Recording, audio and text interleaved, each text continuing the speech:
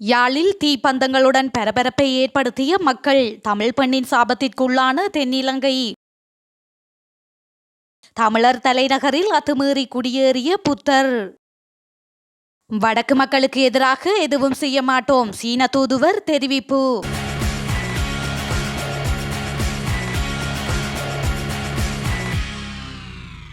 யாழ் தையிட்டி விகாரையில் இன்று நடைபெறும் கஜினமகா உற்சவத்திற்கு சென்ற பெரும்பான்மையின மக்களை நோக்கி சாபம் விடும் வகையில் இளம் தமிழ் குடும்ப பெண் ஒருவர் எழுப்பிய கேள்விகள் பேசுபொருளாகியுள்ளது.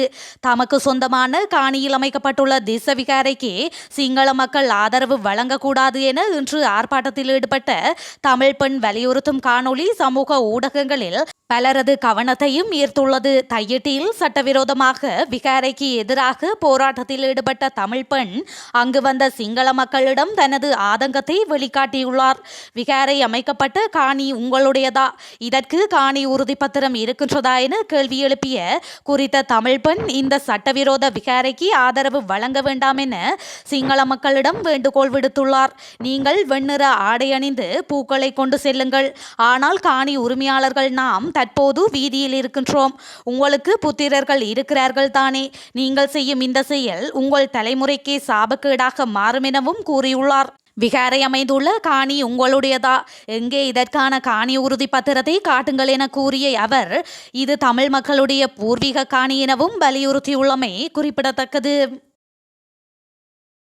தமிழர்களுடைய பலத்த எதிர்ப்புக்கு மத்தியில் திருகோணமலை இலுப்பைக்குளம் பகுதியில் இன்று காலை புத்தர் சிலை வைக்கப்பட்டமை மக்கள் மத்தியில் அதிருப்தியை ஏற்படுத்தியுள்ளது. திருகோணமலை நிலாவெளி பிரதான வீதியின் இலுப்பைக்குளம் பகுதியில் தமிழ் மக்களின் எதிர்ப்புக்கு மத்தியில் இடம்பெற்று வருகின்ற பொரலுகந்த ரஜமகா விகாரை பகுதியில் இன்று காலை பௌத்த பிக்குகள் மற்றும் சிங்கள மக்களினால் 2 புத்தர் சிலைகள் வைக்கப்பட்டுள்ளன. குறித்த பகுதியில் ஆரம்பத்தில் புத்த விகாரை கட்டுவதற்கான முன்னெடுப்புகள் மேற்கொள்ளப்பட்டு வந்த நிலையில் அதற்கு அப்பகுதி மக்களால் எதிர்ப்பு வெளியிடப்பட்டிருந்தது. அத்துடன் குறித்த விடயம் தொடர்பாக கிழக்கு ஆளுநரிடம் திருகோணமலை மாவட்ட நாடாளுமன்ற உறுப்பினர் ரா சம்பந்தன் மற்றும் பொதுமக்கள் முறையிட்டதை அடுத்து கடந்த ஆகஸ்ட் மாதம் ஆளுநரினால் குறித்த கட்டுமானங்களுக்கு தடையுத்தரவு பிறப்பிக்கப்பட்டிருந்தது. எனினும் தடையுத்தரவையும் மீறி குறித்த பகுதியில் கட்டுமான பணிகள் தொடர்ந்து முன்னெடுக்கப்பட்டு வந்த நிலையில் அதற்கு எதிராக பொதுமக்கள் 3/9/2023 அன்று ஆர்ப்பாட்டம் ஒன்றை முன்னெடுத்திருந்தனர். இதன் பின்னர் 9/9/2023 அன்று குறித்த பகுதியில் பொரலுகந்த ரஜமகா விகாரை எனும் பெயர் பொறிக்கப்பட்ட பெயர் பலகை நடப்பட்டு தமிழ் மக்களின் எதிர்ப்புக்கு மத்தியிலும் எவ்வித அனுமதியும் இல்லாத நிலையிலும் கட்டுமான பணிகள் தொடர்ந்து முன்னெடுக்கப்பட்டு இன்றைய தினம் காலை குறித்த பகுதியில் 2 புத்தர் சிலைகள் வைக்கப்பட்டுள்ளன. பௌத்த மக்களே இல்லாத தமிழ் மக்கள் காலங்காலமாக வாழ்ந்து வருகின்ற இப்பகுதியில் இனமுறுகளை ஏற்படுத்தும் விதமாகவும் இன விகிதாசாரத்தை மாற்றியமைக்கும் முகமாகவும் சிலர் திட்டமிட்டு செயற்பட்டு வருவதாகவும் புத்த விகாரை கட்டுமானங்களை தொடர்ந்து இப்பகுதிகளைச் சூழ சிங்கள மக்களை குடியேற்றும் திட்டம் உள்ளதாகவும் மக்கள் கவலை வெளியிடுகின்றனர். மட்டக்களப்பு மயிலத்தமடு மாதவனை மேய்ச்சல் தரை காணிகளை சிங்கள மக்கள் அபகரிப்பதற்கு எதிராக ஆர்ப்பாட்டத்தில் ஈடுபட்ட நிலையில் காவல்துறையினரால் கைது செய்யப்பட்ட யாழ்ப்பாணம் மற்றும் கிழக்கு பல்கலைக்கழக மாணவர்கள் பிணையில் விடுதலை செய்யப்பட்டுள்ளனர். குறித்த மாணவர்களை மேலதிக நீதவான் அன்வர் சதா 1 லட்சம் ரூபாய் சரீர பிணையில் விடுவிக்க உத்தரவிட்டார். எனினும் குறித்த நீதிமன்ற எல்லைக்குட்பட்ட வதிவிடத்தை கொண்ட ஆள் சரீர பிணையில் அவர்களை எடுப்பதற்கு தேசிய அடையாள அட்டையை கிராம சேவகர் உறுதிப்படுத்திய ஆவணங்களை நீதிமன்றில் நேற்றைய தினம் ஒப்படைக்க தாமதமான நிலையில் அவர்களை சிறைச்சாலை உத்தியோகத்தர்களிடம் கையளித்ததை அடுத்து அவர்கள் சிறைச்சாலையில் அடைக்கப்பட்டனர். குறித்த மாணவர்கள் மட்டக்களப்பு சிறையில் அடைக்கப்பட்டுள்ளதுடன் அவர்களை ஆழ்பிணையில் எடுப்பவர்கள் ஆவணங்களுடன் சிறைச்சாலைக்கு சென்று வழங்கியதன் பின்னர் இன்று விடுவிக்கப்பட்டனர். சீனாவிலிருந்து இலங்கைக்கு கடலுணவு இறக்குமதி செய்யப்படாது. விசேடமாக வடக்கு மாகாணத்திற்கு கடலுணவு இறக்குமதி செய்யப்படாது என இலங்கைக்கான சீன தூதுவர் ஹீ ஜென்ஹாங் தெரிவித்தார். சீன தூதுவர் தலைமையிலான குழுவினர் நேற்று இலங்கை வந்துள்ள நிலையில் இன்றைய தினம் யாழ்ப்பாண மாவட்டத்திற்கு விஜயம் செய்து நெடுந்தீவு பிரதேச மக்களுக்காக 500 உலருணவு பொதிகளை யாழ்ப்பாண மாவட்ட செயலகத்தில் கையளித்தனர். இந்த நிகழ்வில் கலந்து கொண்டு கருத்து தெரிவித்த போதே இலங்கைக்கான சீன தூதுவர் ஹீ ஹாங் இதனை தெரிவித்தார். மேலும் தெரிவிக்கையில், பொருளாதார நெருக்கடியின் போது இலங்கையுடன் பொருளாதாரத்தை உயர்த்த முதலாவதாக சீனாவே கை கொடுத்தது. சீனா எதிர்காலத்திலும் கை கொடுக்கும். 15 மில்லியன் ரூபாய் பெறுமதியான உதவிகளை சீனா வழங்க உள்ளது. அதில் 5 மில்லியன் உணவுப் பொருட்களாகவும் 5 மில்லியன் கடற்தொழிலாளர்களுக்காகவும் 5 மில்லியன் வீட்டு திட்டத்திற்கும் வழங்க உள்ளது. இலங்கை அதிபர் ரணில் விக்ரமசிங்க சீனா சென்றபோது இலங்கை கடலுணவை சீனாவுக்கு ஏற்றுமதி செய்ய ஒப்பந்தம் செய்யப்பட்டது. சீனாவில் இருந்து இலங்கைக்கு கடலுணவு இறக்குமதி செய்யப்படாது. விசேடமாக வடக்கு மாகாணத்திற்கு கடலுணவு இறக்குமதி செய்யப்படாது. சீனா உலகின் 2வது மிகப்பெரிய பொருளாதார நாடு. மிகப்பெரிய சந்தை வாய்ப்பு உள்ளது. உங்களை அதற்கே வரவேற்கின்றோம். சீன தொழில்துறையினர் முதலீட்டாளர்கள் வடக்கில் முதலிட ஆர்வமாக உள்ளனர்.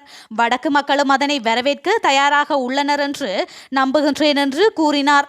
இதேபோன்று மாவட்டத்தின் பல இடங்களிலும் அடுத்த கட்டங்களாக உலர் உணவுப் பொதிகளை தூதுவரே நேரடியாக வழங்கி வைக்க உள்ளமையும் குறிப்பிடத்தக்கது.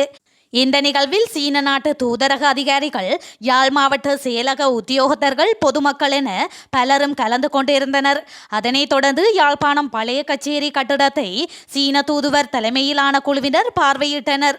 யாழ்ப்பாணம் பழைய கச்சேரியை சீன நாட்டு நிறுவனத்திற்கு விற்பனை செய்வதற்கான நடவடிக்கை எடுக்கப்படுவதாக கடந்த காலங்களில் குற்றச்சாட்டு எழுந்த நிலையில் சீன தூதுவர் பார்வையிட்டமை பாரிய சந்தேகங்களை எழுப்பியுள்ளது. நாடாளுமன்ற உறுப்பினர்களுக்கும் இராஜாங்க அமைச்சர் டயானா கமகேக்கும் இடையில் இடம்பெற்ற மோதலில் ஏதேனும் ஒரு தரப்பினர் குற்றவாளிகள் என நிரூபிக்கப்பட்டால் அவர்கள் 3 மாத காலத்திற்கு நாடாளுமன்ற உறுப்பினர் பதவியை இழக்க நேரிடும் என தெரிவிக்கப்பட்டுள்ளது. குறித்த மோதல் தொடர்பில் விசாரணை நடத்த நியமிக்கப்பட்ட விசாரணை குழு இன்று கூட உள்ள நிலையிலேயே இந்த விடயம் கூறப்பட்டுள்ளது. அண்மையில் இராஜாங்க அமைச்சர் டயானா கமகே மற்றும் ஐக்கிய மக்கள் சக்தியின் நாடாளுமன்ற உறுப்பினர்களான ரோஹன் பண்டார மற்றும் சஜித் சஞ்சய் பெரேரா ஆகியோருக்கிடையில் நாடாளுமன்ற வளாகத்தில் மோதல் ஏற்பட்டதை அடுத்து சபாநாயகர் மஹிந்த யாப்பா அபேவர்த்தனவினால் குறித்த குழுவானது இந்த விவகாரம் தொடர்பில் விசாரிப்பதற்காக நியமிக்கப்பட்டது. மேலும் பிரதி சபாநாயகர் அஜித் ராஜபக்ஷ தலைமையில் இந்த குழு நியமிக்கப்பட்டதுடன் சம்பவம் தொடர்பான நாடாளுமன்றத்தின் சிசிடிவி காட்சிகளையும் குழுவால் அண்மையில் அவதானிக்கப்பட்டது. இந்த விசாரணை குழுவுக்கு 2 பெண் நாடாளுமன்ற உறுப்பினர்களின் ஆதரவை பெறுவதற்கு தீர்மானிக்கப்பட்டுள்ளது. இதேவேளை குறித்த குழுவினால் நடத்தப்படும் விசாரணைகளில் ஏதேனும் ஒரு தரப்பினர் குற்றவாளிகள் என நிரூபிக்கப்பட்டால் அவர்கள் 3 மாத காலத்திற்கு நாடாளுமன்ற உறுப்பினர் பதவியை இழக்க நேரிடும் எனவும் வலியுறுத்தப்பட்டமை குறிப்பிடத்தக்கது. தன்னுடன் விளையாட வேண்டாம் என அதிபர் ரணில் விக்ரமசிங்க தபால் நிலைய தலைவர்களுக்கு எச்சரிக்கை விடுத்துள்ளார். கடந்த 4ஆம் திகதி நுவரெலியாவில் இடம்பெற்ற விசேட மாவட்ட ஒருங்கிணைப்பு குழு கூட்டத்தில் கலந்து கொண்டு உரையாற்றும் போதே அதிபர் ரணில் விக்ரமசிங்க இவ்வாறு கடும் தொனியில் பேசியுள்ளார். நுவரெலியா தபால் நிலைய கட்டடத்தை சுற்றுலா விடுதியாக நடத்துவதற்கு இதுவரை அனுமதி வழங்கப்படாதது தொடர்பில் வினவப்பட்ட போதே அதிபர் இவ்வாறு பேசியுள்ளார். சுற்றுலாத்துறைக்கு கட்டடத்தை வழங்குவதற்கு அதிபர் என்ற ரீதியில் தான் வழங்கிய பணிப்புரைகளை நடைமுறைப்படுத்த வேண்டும். அதனை நடைமுறைப்படுத்த தபால் மா அதிபர் இணங்காவிட்டால் மற்றும் ஒருவரை கண்டுபிடிக்க வேண்டியிருக்கும் என அதிபர் தெரிவித்தமை குறிப்பிடத்தக்கது.